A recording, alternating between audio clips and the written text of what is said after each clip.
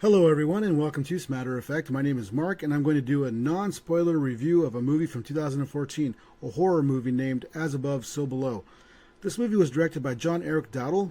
It was also written by John along with his brother Drew. Now right off the bat, I've got to say I really like this movie and I recommend it for anyone who has a love for horror movies and who has Netflix since it is currently playing on that streaming service right now. So even though this movie works extraordinarily well as a horror movie, it also has other influences that I am going to try and explain. I am convinced this movie was made by the Dowdle brothers as an homage to three distinct properties, the first being the Blair Witch Project, the second being National Treasure, and finally the horror classic The Descent.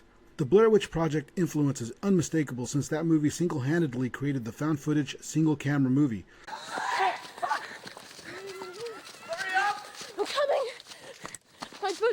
This movie excels in that regard, as you do get that sense of experiencing everything as the movie characters do.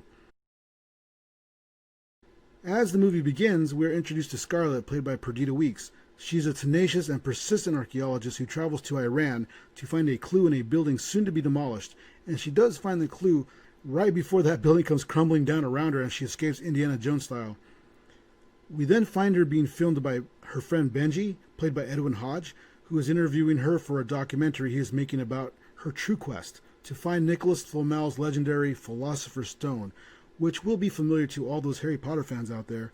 They are in Paris to find her friend George, who is someone who can translate the Aramaic clue that she found in Iran. When George, played by Ben Feldman, sees her, the first thing out of his mouth is, "Whatever you want, whatever you do, whatever you want me to do," the answer is no. This reminded me of National Treasure, when the father, played by Jon Voight, says to Nicolas Cage's character, "Stop chasing the treasures. The clues only lead to more clues which will drive you to madness. They will drive you crazy." No, but we found another clue that led us here. Yeah, and that'll lead you to another clue. And that's all you'll ever find is another clue. Don't you get it, Ben? This is why I say National Treasure and not Tomb Raider or Indiana Jones is the influence. Now, we wouldn't have much of a story unless Scarlett talks George into helping translate, which leads us to the next clue, and then to where she believes is the final resting place of the Philosopher's Stone, the catacombs under Paris. Now, for those unfamiliar with the catacombs are famous for being a huge, sprawling series of tunnels under Paris where 6 million people are buried. There are limited areas available for the public to view, and the rest is illegal to go to. So, Scarlett, Benji, and George will need an expert to show them the way in. So they find someone named Papillon, played by Francois Civil, who is legendary for his knowledge of the catacombs. Scarlett tells Papillon that she is looking for a treasure in the off-limits area of the catacombs, and he and his friends are welcome to half of any treasure they find.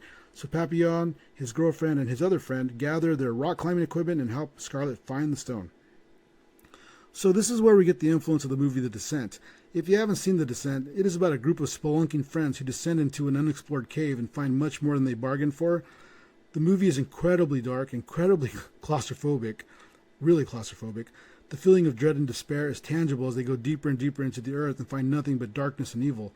That movie's influence on As Above, So Below is obvious. It's just as obvious as the Blair Witch influence. So the supernatural horror that results in this movie, however, is unique. The way the movie twists and turns is something that everyone who loves to watch a good adventure movie or horror movie should love. Be advised, this is definitely a horror movie. Make no mistake about that. So overall, the plot of the movie is very simple and very easy to follow, and that simplicity is what gives the movie the room it needs to focus on atmosphere, tension, and setting up scenes that make a horror movie great. So many movies, and I mean big studio horror movies, they get the atmosphere right, whether it be creepy or foreboding, but they usually forget the horror element, which lets viewers down and just ends up being boring with no thrills to be found.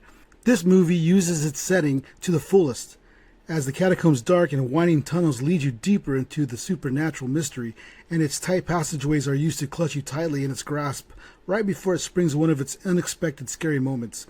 The movie isn't the most original or the scariest, but what it does right. I really recommend watching this movie and coming back and leaving a comment of what influences you might have found that I missed. It was so much fun making this review. I really wish that more people would watch this movie. Maybe we can get a sequel made because this movie really deserves one. There's so much garbage out there that has sequels. So go check it out. Come back here and leave a comment.